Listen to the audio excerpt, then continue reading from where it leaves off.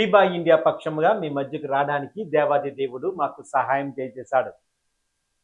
ఈ ప్రత్యేకమైన కార్యక్రమంలో సంగీత మహోత్సవంలో రారాజుగా వెలుగుతున్న దేవుని పరిచర్యలో వాడబడుతున్న ప్రియ అన్నగారు, గురువర్యులు, దేవుని సంగీత ప్రపంచంలో దేవునిచే అభిషేకింపబడి వాడబడుతున్న దైవజనులు మన మధ్యకు రావడం, మనతో ఉండడం చాలా సంతోషకరం.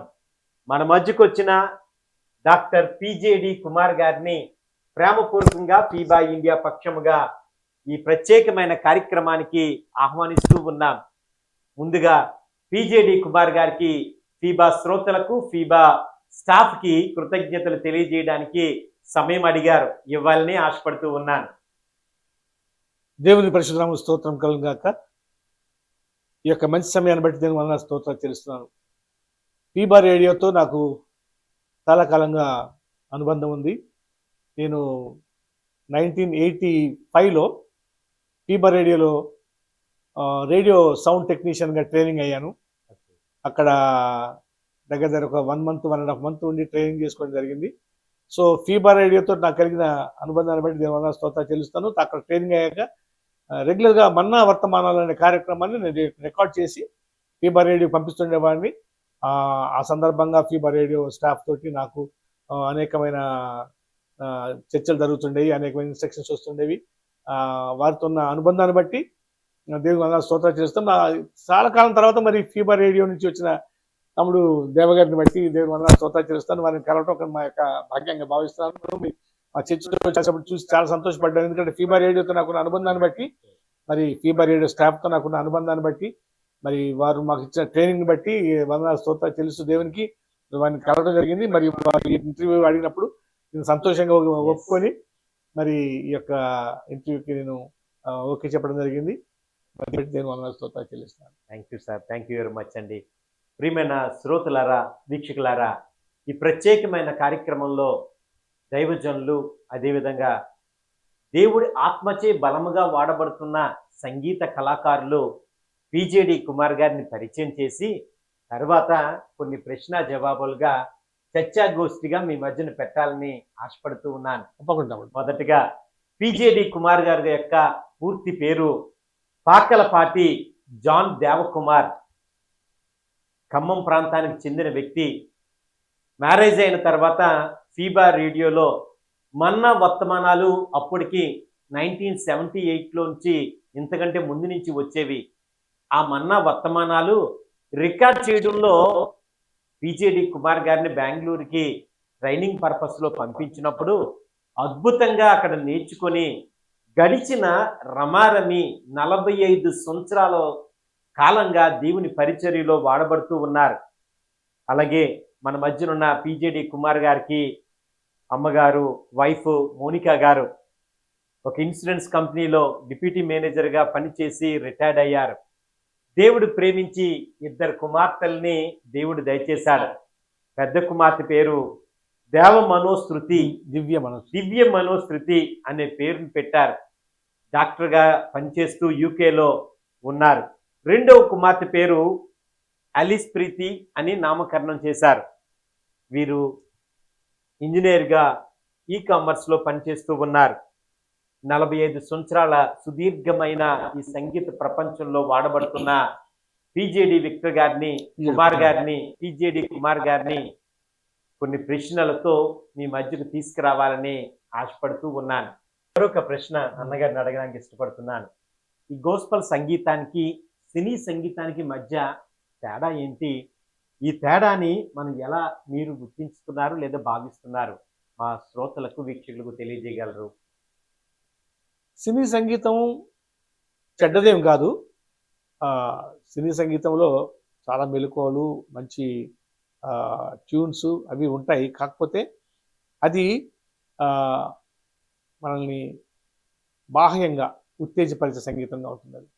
అది వినటం వల్ల మనకున్న ఆత్మ వేరే వైపుకి వెళ్ళే ప్రమాదం ఉంది.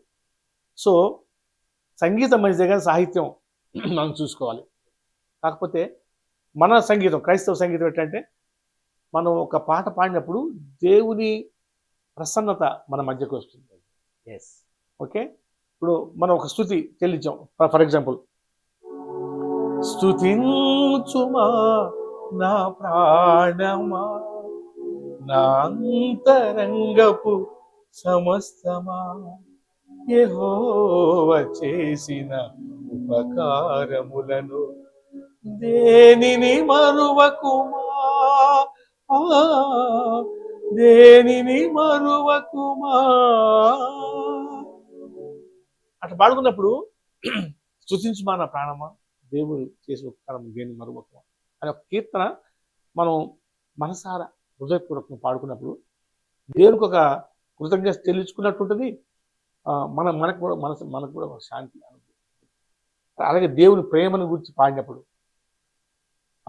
లేకపోతే దేవుడు చేసిన మేళం గురించి పాడుకున్నప్పుడు కలిగే భావన వేరు. సినీ మ్యూజిక్లో ఉండి గంతులు వేస్తూ మరి బాహ్య ప్రపంచానికి సంబంధించిన ఆ యొక్క కీర్తనలు పాడడం, దాంట్లో ఎంజాయ్ చేయడం వేరు. మ్యూజిక్ ఈజ్ గుడ్, బట్ మనం దాన్ని ఎలాగ యూజ్ చేసుకుంటున్నాం. మన కత్తి ఉంది, కత్తిని మనం కిచెన్లో యూజ్ చేసుకోగలం, ఎవరన్నా ఓటానికి కూడా యూజ్ చేయడం కదా. కాకపోతే దాన్ని ఎలా యూజ్ చేస్తున్నాం అనేదే ప్రాముఖ్యత. అన్నగారు చెప్పిన రీతిలో ఈ సంగీత ప్రపంచంలో మనం వాడే మ్యూజిక్ని మనం ఏ విధంగా సంగీతాన్ని సమకూర్చామో అది ఇంపార్టెంట్. అది గోస్పల్గా ఒకలా ఉపయోగపడుతుంది, సినీ ప్రపంచంలో అది వేరేలా ఉపయోగపడుతుంది. అయితే దాన్ని సమకూర్చే, ఆ సంగీతాన్ని సమకూర్చే సమకూర్పులో వారి టాలెంట్ కనబడుతుంది. అయితే మా అన్నగారిని మరొక ప్రశ్నతో కూడా నేను ముందుకు తీసుకువెళ్ళడానికి ఇష్టపడుతూ ఉన్నాను. అన్నగారు మాకు తెలియజేయండి, దేవుని పిలుపు మిమ్మల్ని ఈ మినిస్ట్రీ వైపు, దేవుని పరిచర్య వరకు, సంగీత ప్రపంచం వైపు ఎలా పిలిచింది? ఎలా మీరు ఇందాక స్టార్టింగ్లో చెప్పారు, నేను స్టార్టింగ్లో వచ్చినప్పుడు జీవన వృత్తి కోసం ఈ విధంగా నేను క్లబ్స్లో వాయించాను, నేను చేశాను అని చెప్పారు. దేవుడు మిమ్మల్ని ఎలా పట్టుకున్నాడు, ఎలా తీసుకొచ్చాడు ఈ పరిచర్యలో? ఇంత బలముగా 47 సంవత్సరాల సుదీర్ఘమైన ఈ పరిచర్యను నువ్వు వాడుకున్నాడు, అది మీ సాక్ష్య రూపంలో మా శ్రోతలకు వీక్షకులు మీరు తెలియజేయగలరు? తప్పకుండా. స్టార్టింగ్ డేస్లో మరి వృత్తిపరంగా సంపాదన కావాలా, మన జీవన ప్రయాణం సాగాలి కనుక ఈజీ మనీ కోసం ఈ క్లబ్స్లో వాయించాను. ఆ రోజుల్లో 78లో పర్ డే 100 రూపీస్, 200 రూపీస్ అంటే ఇప్పుడు దగ్గర 10,000 రూపాయల అలాగ అవుతుంది. అది అలాగ డబ్బులు వచ్చాయి, కానీ మనశ్శాంతి లేదు, ఏదో కోల్పోయాం. ఈ సంగీతంలో ఈ క్లబ్స్లో వాయించడం వల్ల ఒక బ్యాడ్ ఎక్స్పీరియన్సే, కానీ ఒక హృదయానికి ఆనందం లేదని తెలిసిపోయింది. ఈలోగా మా పెద్దన్నయ్య గారు బిల్మోరియా గారు నన్ను పట్టుకొని, నాన్న అది కరెక్ట్ కాదు, ఇట్లా వచ్చాయన్నాం. తక్కువ ఇన్కమ్ అయినా, కొన్నిసార్లు ఇన్కమ్ లేకపోయినా, థ్యాంక్ యూ బ్రదర్, చాలా బాగా వాయించారు, చాలా బాగా మ్యూజిక్ చేశారు అని ఆశీర్వాదాలు తీసుకొని వచ్చేసిన టైం ఉంది. ఆ ఆశీర్వాదాలే మాకు ఈరోజు మరి మమ్మల్ని ఇలా నిలబెట్టాయి. డబ్బు గురించి కాదు, కానీ మనశ్శాంతి కోసం, మనశ్శాంతిగా ప్రశాంతంగా అది జీవనం సాగించాలంటే దేవుని పరిచర్యలో ఉండే ఆ యొక్క అనుభవం గొప్పది. 10 రూపాయలు వచ్చినా, 20 రూపాయలు వచ్చినా కూడా దాంట్లో సంతోషంగా ఉండేవారు. మరి గడిచిన 45 సంవత్సరాలు ఈ యొక్క సంగీత ప్రయాణంలో డబ్బులు ఆశించకుండా ఈ యొక్క సంగీత పరిచయంలో పనిచేసేందుకు మాకు ఎంతో దేవుడు మాకు అనేకమైన మేలుతో నింపాడు. మా 2 కుమార్తెల్ని బాగా చదివించుకోవడానికి, పెద్ద పాపని ఒక ప్రొఫెషనల్ డాక్టర్గా తీర్చిదిద్దడానికి, రెండో పాపని ఒక ప్రొఫెషనల్ ఇంజనీర్గా తీర్చిదిద్దడానికి దేవుడు మాకు సాయం చేశాడు. ఇంకో సంగతి ఏంటంటే, 2 పాపల పెళ్ళిళ్ళకి ఎవరికి రూపాయి కట్నం ఇవ్వలేదండి. వాళ్ళు అడగలేదు, మేము ఇవ్వలేదు. మంచి హస్బెండ్స్ దొరికారు వారికి. వాళ్ళ పెద్ద పాప హస్బెండ్ కూడా డాక్టరే, వారు యూకేలో సెటిల్ అయ్యారు. చిన్న పాప హస్బెండ్ కూడా మరి MBA చదివిన మంచి ఇంజనీర్, ఆయన మంచి ఫైనాన్షియల్ మ్యాటర్స్లో HDFCలో పనిచేసేవారు మేనేజర్గా. వారు ఇప్పుడు పోలాండ్ కంపెనీకి పనిచేస్తున్నారు. మరి వారు కూడా మరి ఎంతో ఉన్నతమైన విద్యను అభ్యసించి ఆయన కూడా మంచి పాటలు పాడతారు, పాటలు రాస్తారు. మంచి అల్లుళ్ళని దేవుడు మాకు ఇచ్చాడు. మేము ఎవరి దగ్గరికి వెళ్ళి అడగలేదు, దేవుడే మాకు ఇవన్నీ సమకూర్చారు. దేవుని పరిచర్యని ఒక నిబద్ధతతోటి, ఒక పట్టుదలతోటి, డెడికేషన్తో చేసిన ఈ యొక్క మా యొక్క సర్వీసెస్ని బట్టి దేవుడు మమ్మల్ని ఆశీర్వదించాడు. దీనికి నేను నిదర్శనం, ఎస్. మా కుటుంబం నిదర్శనం. సంతోషమైన కుటుంబంగా దేవుడు మమ్మల్ని ఈ రోజుకి ఉంచారు. మరి ఇంకా మేము సంగీత పరిచర్య కొనసాగిస్తున్నాము. దేవుడిచ్చిన ఆరోగ్యాన్ని బట్టి, దేవుడిచ్చిన ఆయుష్ని బట్టి దేవుడు అందరూ స్తోత్రాలు చెల్లిస్తాం. Yes sir. అన్నగారు చెప్పిన రీతిలో ఈ సంగీత మినిస్ట్రీలో వాడబడుతున్నప్పుడు అనేకమైన మార్పులు చూడడానికి దేవుడు అవకాశం ఇచ్చాడని చెప్పారు. వారి కుటుంబాన్ని, బిడ్డల్ని దేవుడు దీవించాడు. తరతరాలుగా వారి కొరకు చెప్పుకునే మహాభాగ్యాన్ని ఎస్, ఆంధ్ర, తెలంగాణలోనే కాకుండా ప్రపంచ వ్యాప్తంగా ఇందాక ఒక పాట విన్నాం కదండి. ఆ పాట ద్వారా విన్నప్పుడల్లా దీని సంగీతం ఎవరనంటే టీజేడి కుమార్ గారని చెప్పే అద్భుతమైన అవకాశం దేవుడు దయచేశాడు. ఎస్. చాలా సంతోషం అన్నగారు.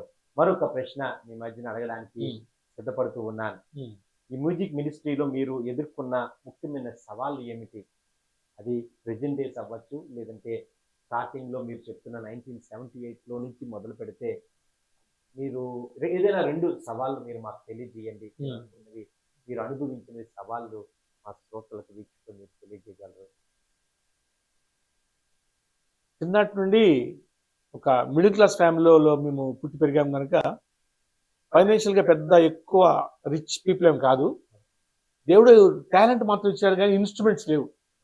ఆ రోజుల్లో 78 వరకు హార్మోనియమే మెయిన్ ఇన్స్ట్రుమెంట్. ఆ రోజుల్లో అకార్డియన్ అని ఉండేది. అకార్డియన్ తెలుసు కదా మీకు? Yes sir. అకార్డియన్ కొనాలని చాలా ఆశగా ఉండేది. అకార్డియన్ కొనాలని ఎట్లా ఆశ, అది ఎట్లా అంటే ఈ క్లబ్స్లో వాయించడం మానేశాను, డబ్బులు ఎక్కువగా వచ్చేవి కావు. సరే, ఇంటి దగ్గర నాకు ఒక పాత సైకిల్ ఒకటి ఉండేది. అది వెళ్ళి ఖమ్మం వెళ్ళి ఆ సైకిల్ అమ్మేసి అటు వచ్చిన డబ్బులు తీసుకొని హైదరాబాద్ వచ్చి థామస్ ప్రభాకర్ గారని ఒక అన్న డాక్టర్ చర్చిలో తబలా వాయించారు ఆ రోజుల్లో. ఆయన సహాయం చేశారు. ఆయన he is my godfather here. సంగీత పరిచయలో బాగా నన్ను ఎంకరేజ్ చేశారు. తను కొంచెం సహాయం చేసి ఒక జెస్సీ అనే బ్రదర్ దగ్గర రష్యన్ అకార్డియన్ కొన్నాం. అతి కష్టం మీద 5,000 రూపాయలతోటి 1979, 80 ఆ ప్రాంతం. అప్పుడు అకార్డియన్ తోటి ప్రోగ్రామ్స్ చేయడం మొదలెట్టాను. అయితే సంగీతం టాలెంట్ ప్రభు ఇచ్చారు కానీ ఈ ఇన్స్ట్రుమెంట్స్ కొనడానికి కానీ మరి ఈ టెక్నాలజీలో ముందుకెళ్ళడానికి కానీ మాకు ఆ రోజుల్లో అంత వెసులుబాటు ఉండేది కాదు. తర్వాత మెల్లిగా ఈ రేడియో ప్రోగ్రామ్స్లో వాయించడం, బిల్మురాణ గారితో, ఎజ్రా శాస్త్రి గారితో ప్రోగ్రామ్స్ చేయడం. తిరుగుతున్న టైంలో ఎర్నెస్ట్ కొమ్మనపల్లి గారు, మన అధినేత బిషప్ ఎర్నెస్ట్ కొమ్మనపల్లి గారు నన్ను మహబూబ్ నగర్లో చూశారు. చూసి వారు నన్ను వారి మినిస్ట్రీలోకి ఆహ్వానించి మరిగా పనిచేయాలని, మ్యూజిక్ సొంత మినిస్ట్రీ చూసుకోవాలని చెప్పేసి వాళ్ళ దగ్గర పెట్టుకొని, వాళ్ళ దగ్గర మంచి ఇన్స్ట్రుమెంట్స్ ఉన్నాయి, ఎలక్ట్రానిక్ కీబోర్డ్స్, మంచి వారు సంగీతాన్ని బాగా ఎంకరేజ్ చేశారు. ఆ రోజుల్లో చర్చెస్లో హార్మోన్ తబలా ఉండి ఆంధ్రప్రదేశ్ గీతాలు మాత్రం పాడేవారు. అయితే రేచరమ్మ గారు రాసిన కొత్త పాటలకి ట్యూన్స్ కంపోజ్ చేయడం, వాటిని కోయర్ ద్వారా పాడించడం. ఆ రోజుల్లో కొత్త పాటలు వచ్చినాయంటే మన్నా మినిస్ట్రీ ద్వారా కొత్త సాంగ్స్ బయటకు వచ్చాయి 80s తర్వాత. ఇంకా వారు బాగా ఎంకరేజ్ చేశారు. మినిస్ట్రీలో మ్యూజిక్ మినిస్ట్రీని బాగా చేశారు. ఈ ప్రేజ్ అండ్ వర్షిప్, స్తుతి ఆరాధన అనే కార్యక్రమం ఇంతకుముందు మన చర్చెస్లో మెయిన్ చర్చెస్లో ఉండేది కాదు. నేను సిఎస్ఐ, మీరు బ్యాప్టిస్ట్ కాబట్టి మీకు తెలుసు. మనకి ఆంధ్రప్రదేశ్ కీర్తనలు పాడుకోవడం, తర్వాత ప్రసంగం చేసుకోవడం, కానుకలు కీర్తన పాడటం, తర్వాత క్లోజ్ చేయడం, అంతే. కానీ ఈ కొత్త కీర్తనలు పాడాలనే ఒక ఇది ఉండేది కాదు. సో యెహోవాకు కొత్త కీర్తన పాడన యొక్క దీన్ని పట్టుకొని వారు రచించిన కొత్త కీర్తనలకు ట్యూన్స్ కంపోజ్ చేయడం, పాడుకోవడం, అలాగా అనేక మందికి ఆశీర్వాదకరంగా ఉండే భాగ్యాన్ని దేవుడు మాకు కలిగించాడు. అదే క్రమంలో ఈ అంశమతక్క గారికి, మన రాజబాబు గారికి పాటలు కంపోజ్ చేయడం. కొంతకాలం తర్వాత మన మినిస్ట్రీస్లో ఉద్యోగం మానేసి బయటకు వచ్చాక గమ్ మినిస్ట్రీస్ వాళ్ళకి చేశాను. తర్వాత మనరాత విశ్వాస సమాజం వారికి నిరీక్షణ్ కుమార్ కంచర్ల గారు, వారు రాసిన కీర్తనలకి ట్యూన్స్ కంపోజ్ చేయడం, మ్యూజిక్ కంపోజ్ చేయడం చేశారు. ట్యూన్స్ కంపోజ్ చేయడం అనేది నాకు దేవుడు ఇచ్చిన ఎక్స్ట్రా టాలెంట్ అనమాట. కీబోర్డ్ వాయించడం ఒక పక్కన, ఎవరైనా లిరిక్ ఇస్తే వెంటనే ట్యూన్ కంపోజ్ చేస్తాం. ట్యూన్ కంపోజ్ చేయడానికి నాకు 5 నిమిషాల లోపే టైం. వెంటనే ప్రార్థన చేసుకుంటాను, యేసయ్యా నాకు మంచి ట్యూన్ ఇవ్వండి, వెంటనే ట్యూన్ వస్తుంది. ఆ సందర్భాన్ని బట్టి పాట కంపోజ్ చేయడం జరుగుతుంది. మీరు ఇప్పుడు 2 మాటలు చెప్తే ట్యూన్ కంపోజ్ చేస్తాను. తప్పకుండా. ఈ ప్రోగ్రామ్ అయ్యే లోపల అన్నగారి నేను ఒక వాక్యం దాని మీద మనము ఒక ట్యూన్, ప్రత్యేకమైన ట్యూన్ మొదటిసారి మనం వినబోతున్నాం. చూద్దాం. అన్నగారి టెస్ట్ కాదండి ఇది. దేవుడిచ్చిన టాలెంట్‌కి మీ అందరికీ వినిపించాలన్న ఆశ మాత్రమే. మరొక ప్రశ్న అన్నగారిని అడగడానికి నేను ఆసక్తి కలిగి ఉన్నాను. మాకు తెలియజేయండి, ఈ డిజిటల్ యుగంలో ఈ గోస్పెల్ సంగీతాన్ని ప్రజలు చేరవేయడంలో ఈ సోషల్ మీడియా మరియు ఆన్‌లైన్ ప్లాట్‌ఫార్మ్స్ ఎంతవరకు సహాయపడుతున్నాయి? దీని కొరకు మాకు వివరణ ఇవ్వగలరు? డిజిటల్ మీడియా వచ్చాక సంగీతానికి ఒక ఎక్స్పాన్షన్ జరిగింది. పాతకాలం రోజుల్లో ఓన్లీ రేడియోలో వచ్చేవి పాటలు, తర్వాత టీవీలో వచ్చేవి, తర్వాత సీడీస్ క్యాసెట్స్ ద్వారా వచ్చేవి, అవి కొనుక్కొని వినేవారు. ఇప్పుడు ఫ్రీగా దేవుని పాటలు కానీ, సంగీతం కానీ, మెసేజ్ కానీ వినడానికి వెసులుబాటు జరిగింది. దీంట్లో కొంత ప్రమాదం కూడా జరిగింది. ఏంటంటే మైనస్ పాయింట్ ఏంటంటే పాడలేని వారు కూడా పాడుతున్నారు. టాలెంట్ లేని వాళ్ళు కూడా పాడి వాళ్ళు పాపులర్ అవ్వడానికి అవకాశం ఉంది. అంటే ఈ ఇప్పుడు డిజిటల్ టెక్నాలజీలో ఏమవుతుందంటే శృతిలో పాడకపోయినా సరే శృతిలో పాడించగలుగుతున్నారు. దాన్ని శృతిలో ఆటో ట్యూన్ చేసుకొని పాడించి బాగా పాడుతున్న ఒరిజినల్ సింగర్స్ పక్కన పెట్టేస్తే ఈ డూప్లికేట్ సింగర్స్ ఎక్కువైపోయారు. వాళ్ళు యూట్యూబ్లో పెట్టుకోవటం, నాకు మనీ పే చేసి వాళ్ళు వ్యూస్ పెట్టుకోవడం, 1 lakh 2 lakhs వ్యూవర్స్ అంటాం, లైక్స్ అంటాం. ఈ కాంపిటీషన్ ఎక్కువైంది. కానీ మరి సంగీతం నేర్చుకోవటం, మరి బయట స్టేజ్ మీద పాడటం తక్కువ, యూట్యూబ్లో పాడటం ఎక్కువైపోయింది. తద్వారా ఏమవుతుందంటే ఒరిజినల్ టాలెంట్ మరుగున పడి టాలెంట్ లేని వాళ్ళు కూడా పైకి వచ్చే, అంటే డబ్బుంటే చెన్నై వెళ్ళి అక్కడ పెద్ద పెద్ద మ్యూజిషియన్స్ పట్టుకొని మ్యూజిక్ చేసుకొని ఆటో ట్యూన్ చేసుకొని చర్చిలో ఎప్పుడు పాడరు వాళ్ళు. కానీ వారు యూట్యూబ్లో వాళ్ళ పాటలు ఉంటాయి. చర్చిలో పాడమంటే వాళ్ళు పాడరు, ఎందుకంటే ఇది దొరికిపోతారు కదా. ఇటువంటి ప్రమాదం కూడా ఉంది. అది వారి గురించి కూడా ప్రార్థన చేద్దాం. అంటే ఎట్లంటే టాలెంట్ చూపించుకోవాలంటే ఈ సింగింగ్ అనేది ఈజీ మెథడ్ అయిపోయింది. సింగింగ్ ద్వారా ఈజీగా పాపులర్ అవ్వచ్చు అనే ఒక దృక్పథం ప్రజలు ఏర్పడింది. సో ప్రతి వారు ఆడటం వచ్చినా రాకపోయినా ఈ పాటల మీద శ్రద్ధ చూపిస్తూ మీడియాలోకి రావడానికి ప్రయత్నం చేస్తారు. ఇందులో పాస్టర్స్ కూడా ఎక్కువ మంది, పాడలేని వారు కూడా పాటలు పాడుతూ పాస్టర్లు పాపులర్ అయిన వాళ్ళు ఉన్నారు. మరి వారిని బట్టి కూడా దేవుని వల్ల కక్ష చేతం మిష చేతం దేవుని వాక్యం ప్రచురించబడాలి కాబట్టి వారిని మనం ఏమనలేము. That's good. Let them sing and praise the Lord. అయితే ఇంకొక సలహా కూడా నేను పీడీజీ కుమార్ గారిని అడగాలని ఆశపడుతున్నాను. అన్నగారు తెలియజేయండి, ఒకవేళ పాటలు బాగా పాడాలని ఆసక్తి కలిగిన వారికి మీరు ఇచ్చే సలహాలు ఏంటి? ఎటువంటి వాళ్ళు ప్రయత్నం చేయాలి, ఎలా వారు ప్రాక్టీస్ చేయాలి, ఇది కూడా మీరు శ్రోతలకు తెలియజేయాలి. ఒక మాట నేను చెప్పగలండి, ఈ సంగీతం అనేది వంశపారంపర్యంగా వచ్చే కార్యక్రమం. 9 arts, 9 లలిత కళలు ఉన్నాయి కదా. ఈ 9 లలిత కళలు ఎట్లా అంటే అవి పేరెంట్స్ ద్వారా అవి సంక్రమిస్తాయి. వాళ్ళు ఆటోమేటిక్గా మ్యూజిక్ నుంచి ఫ్యామిలీ మ్యూజిక్లో వెళ్తారు. స్పోర్ట్స్ మ్యాన్ పుట్టిన బిడ్డలు అయితే స్పోర్ట్స్ మ్యాన్ దాంట్లోకి వెళ్తారు. బొమ్మలు ఆర్ట్ వేయగలిగిన కుటుంబం నుంచి వస్తే దాంట్లోకి వెళ్తారు. అట్లే ఈ 9 కళల్లో ఏ కళల నుంచి కుటుంబం నుంచి వస్తారో వాళ్ళు ఆ కళలో వాళ్ళు సాగటానికి 100% ఆస్కారం ఉంది. ఇది లేకుండా కొంతమంది చూసి నేర్చుకుందాం అనుకుంటారు. కొంతమంది వాళ్ళు కొంతవరకు పర్లేదు.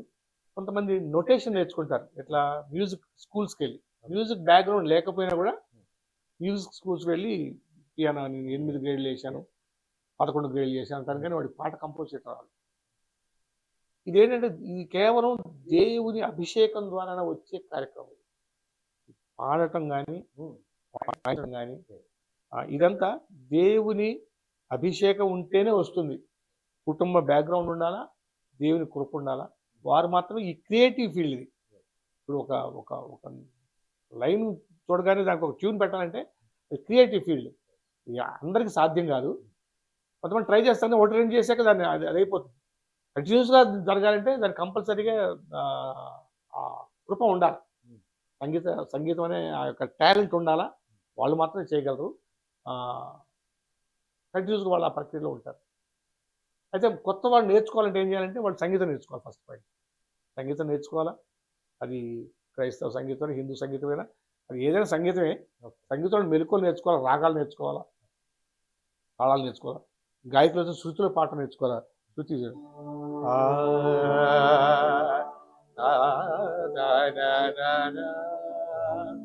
నా నా నా, నా, నా, నా. అద్భుతం. ఇది శృతి అంటారు దీన్ని. ఇస్రాయేలీ దేవుళ్ళు ఎంతో స్తుతిను ఇది కళ్యాణి రాగంలో శృతిలో చక్కగా పాడగలగాలి. ఇప్పుడు ఇప్పుడు ఇప్పుడు వచ్చిన జనరేషన్ పిల్లలకి కళ్యాణి రాగం తెలియదు, మోహన్ రాగం తెలియదు, కంపోజిట్ ఆగతే. ఏ రాగం తెలియదు. గాస్పుల్ సింగర్ అని ఒక విజిటింగ్ కార్డు వేసుకొని తిరుగుతూ ఉంటారు. వారికి నేను చెప్పేది ఏంటంటే విషయం నేర్చుకోండి, సంగీతం నేర్చుకొని శృతిలో ప్రాక్టీస్ చేసి పాడి ప్రభునామ స్తుతించాలి. అంటే క్వాలిటీ సింగింగ్ ఉండాలి. క్వాలిటీ సింగింగ్ ఉన్నప్పుడే మనం అవతలకి మనం సత్య సువార్తని ఒక మంచి మీడియా ద్వారా అందించగలుగుతాం. శృతి లేకుండా పాడితే వీళ్ళు క్రైస్తవులు సంగీతం రాదండి, ఈసారి నేర్చుకోరు పాడరని అన్యులు మనల్ని పేరు పెట్టే పరిస్థితి ఏర్పడుతుంది. కాబట్టి మనం ఎవరితో అనిపించుకోకుండా ఉండాలంటే చక్కగా పద్ధతిగా నేర్చుకోవాలి, విషయం నేర్చుకొని. ఇప్పుడు మనం మన ఎడ్యుకేషన్లో సబ్జెక్ట్ ఎలా నేర్చుకొని మనం నిష్ణాతులు అవుతామో, ఒక ఇంజనీర్గా ఒక డాక్టర్గా అవుతామో, సంగీతంలో కూడా మెలకువలు నేర్చుకోవాల్సిన అవసరం చాలా ఉంది. నేర్చుకుంటేనే మంచిది, నేర్చుకోకుండా చేస్తే మాత్రం అది ఫలించదు. మరొక ప్రశ్న నేను అన్నగారిని అడగడానికి ఇష్టపడుతున్నాను. నాకు తెలియజేయండి, మీరు 47 సంవత్సరాల ఈ సుదీర్ఘమైన సంగీత ప్రపంచంలో మీరున్నారు. మీతో పాటు ఆ రోజుల్లో పనిచేసిన వారు ఏ సంగీత కళాకారులు మీతో పనిచేశారు, ప్రెజెంట్ ఎవరితో మీరు పనిచేశారు, ఈ విషయాలన్నీ కూడా మా శ్రోతల విషయంలో మీరు తెలియజేయగలరు. నేను హైదరాబాద్ వచ్చిన కొత్తలో నాకు చెల్లదొరయ్య గారని ఒక అంకుల్ ఉండేవారు. చెల్లదొరయ్య గారు అంటే మీకు అందరూ తెలుసు. హల్లెలూయా స్తుతి మహిమ ఎల్లప్పుడు దేవునికి ఇచ్చెదము, హల్లెలూయా హల్లెలూయా హల్లెలూయా. ఈ సాంగ్ కంపోజ్ చేసిన అంకుల్ పేరు చెల్లదొరయ్య గారు. వారు ఫిలిం ఫీల్డ్లో కూడా కొంతకాలం చెన్నైలో పనిచేసి, ఆయన తమిళియన్, ఆయన ఎఫ్సిఎల్ పనిచేసేవారు ఆఫీసర్గా. ఆంటీ గారు తెలుగు, సో ఆ అంకుల్ గారు హైదరాబాద్ సెటిల్ అయ్యారు. ఆయన దగ్గర మేము చాలా శిష్యత్వం చేసాం. ఆయన దగ్గర చాలా విషయాలు నేర్చుకున్నాం. కంపోజింగ్ కానీ, ట్యూన్స్ కానీ ఎలా చేయలేదు కానీ వారు మాకు గురువు లాంటి వారు. తర్వాత నేను బాగా కలిసి తిరిగిన వారిలో జాన్ బిల్మోరియా గారు, అలాగే ఎజ్రా శాస్త్రి గారు, మున్షిమతి మేరీ గారు, గండిగుంట రాజబాబు గారు, వీళ్ళందరితో తిరిగి వారితో కలిసి పరిచయం జరిగింది. పైగా దైవజనులు ఆర్ఆర్ మూర్తి గారు, ఏబి మాస్టరమణి గారు, ఏబి మాస్టరమణి గారి దగ్గర కూర్చొని వారి పాటలు నేను బిల్మోరి అన్న కలిసి మంగళ టేప్ రికార్డ్ చేసేవారు ఆ రోజుల్లో. భాసిల్లేను సిలువలో పాపక్షమా యేసు ప్రభు నీ దివ్య క్షమా భాసిల్లేను అని అడిగారు. బాబు చాలా బాగా వాయిస్తారు మాస్టరమణి గారు. ఏం పేరు నాయన నీ పేరు అన్నారు. కుమార్ అంకుల్ చెప్పారు. కుమారా, ఏం కుమారు అని. నా పేరు జాన్ దేవకుమార్. దేవకుమారా ఇలా చెప్పే మరి అనేవారు అన్నమాట. చాలా ప్రేమించేవారు నన్ను. ఆయనతో కలిసి ప్రయాణం చేయడం, ఆయనతో కార్లో తిరగడం, ఆయన ప్రీచ్ చేసిన మీటింగ్స్ నేను ప్లే చేయడం జరిగింది. మరి వారి కుమారులిద్దరితో కూడా కలిసి జోసెఫ్ కిషోర్ గారితో, సునాదంతో కలిసి కూడా మేము ప్రయాణం చేయడం జరిగింది. అలాగే జోషి గారు, పి జోషి గారు, వారు కూడా మమ్మల్ని ఎంతగానో ఎంకరేజ్ చేసేవారు. వారి మీటింగ్స్లో కలిసి మేము వారు ప్రసంగం చేయడం, మేము పాటలు మ్యూజిక్ ప్లే చేయడం. ఆర్ఆర్ మూర్తి గారు నాకు నన్ను అడిగారు. ఆయన పాటలు చాలా కంపోజ్ చేసినప్పుడు, బాబు మీకేమైనా బిరుదు ఉందా అన్నారు. ఏం బిరుదు ఏం లేదనుకున్నా నాకు. సరే మీరు లోపల కూర్చొని, కంట్రోల్ రూమ్లో కూర్చొని చెప్తానన్నారు. ఆయన ఒక ఆల్బమ్కి ఇంట్రడక్షన్ ఇస్తూ, ఓకే ఈ ఆల్బంలో కీర్తనలు స్వరపరిచింది స్వరశిల్పి పిజేడి కుమార్ అని చెప్పారు. స్వరశిల్పియా? అప్పుడే ఆయన అనౌన్స్ చేయడం రికార్డ్ అవుతుంది ఇది స్వరశిల్పి. ఓకే మళ్ళీ బిరుదు ఇచ్చారు అనుకున్న తర్వాత గుంటూరు తీసుకెళ్ళి గుంటూరులో పెద్ద మీటింగ్స్లో నాకు అభివృద్ధి ఇచ్చి నన్ను వాళ్ళు సత్కరించారు. ఆ మధుర గడియలు నేను మర్చిపోలేను. దాంతో వారితో పాటు దేవసాయం దండల గారని, యాక్చువల్ వారి ఆల్బమ్ కోసం చేసినప్పుడే ఈ యొక్క అభివృద్ధి నాకు ఇచ్చారు. తర్వాత గ్లోబల్ తెలుగు క్రిస్టియన్ మినిస్ట్రీస్ అని ఒకటి ఇంటర్నేషనల్ ఆర్గనైజేషన్ ఉంది. వారు కూడా నాకు ఫోన్ చేసి, బాబు మీరు క్రిస్టియన్ మ్యూజిక్ మినిస్ట్రీకి చేసిన సేవలు బట్టి మేము గుర్తించాము, మీకు డాక్టరేట్ ఇస్తామని చెప్పేసి వారు డాక్టరేట్ ఇవ్వడం జరిగింది. అది ఇప్పుడు ఆశించలేదు, ఎవరిని అడగలేదు. అది వారంతట వారే మాకు కాల్ లేదు, చేసి నాకు మీ అర్హత కలిగిన దేవుడు ఇచ్చిన ఆధిక్యత అది. ప్రియమైన శ్రోతలారా, ఇలాంటి కార్యక్రమాలు ఇంకను అద్భుతంగా మీ మధ్యన చూపించడానికి ఆశపడుతూ సిద్ధపడుతూ ఉన్నాం. మన మధ్యన స్వరశిల్పి డాక్టర్ టిజేడి కుమార్ గారికి మా నిండు కృతజ్ఞతలు మరొకమారు తెలియజేస్తూ, మీరు ఇంకను ఇలాంటి కార్యక్రమాలు వీక్షించాలన్నా మా వెబ్సైట్ మీరు చూడొచ్చు. లేదనుకుంటే ఇంకను మాకు ఇలాంటి కార్యక్రమాలు కావాలని ఆశపడితే మాకు ఈమెయిల్ చేయండి. www.fibaonline.orgకి మీరు మెయిల్ చేయొచ్చు. లేదంటే స్క్రీన్ మీద మీరు చూపిస్తున్న ఈ నెంబర్కి మీరు వాట్సాప్ కానీ కాల్ కానీ చేసి మీ అభిప్రాయం మాకు తెలియజేస్తూ